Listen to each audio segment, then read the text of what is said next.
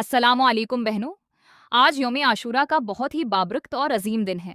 इस्लाम की तारीख में इस दिन की बहुत बड़ी अहमियत है। ये दिन हमें सब्र, शुक्र, अल्लाह ताली की इताअत और हक पर कायम रहने का सबक देता है।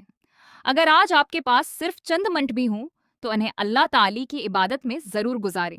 वज़ू करें, सुकून के साथ दो दो रुकात करके 4 रकात नफिल अदा करें और नमाज के बाद अपनी जगह पर बैठकर अल्लाह ताली से दिल से दुआ मांगे।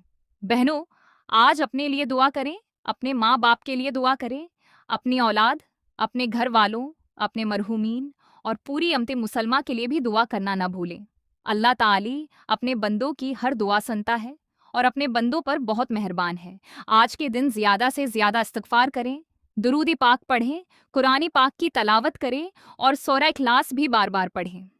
अगर अल्लाह ताली ने तौफीक दी हो तो आशूरा का रोज़ा भी ज़रूर रखें, क्योंकि इस दिन के रोज़े की बहुत फजीलत बयान की गई है। बहनों, योम आशूरा हमें हज़रत इमाम हुसैन रज़ी अल्लाह इन्हा और शहदाए करबला की अजीम कुर्बानी की याद भी दिलाता है।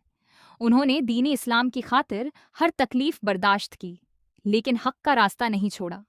उनकी ज़िंदगी हमें सब्र, हिम्मत और अल्लाह ताली पर कामिल भरोसा करना सिखाती है। आज का ये कीमती दिन गफलत में न गुजारें।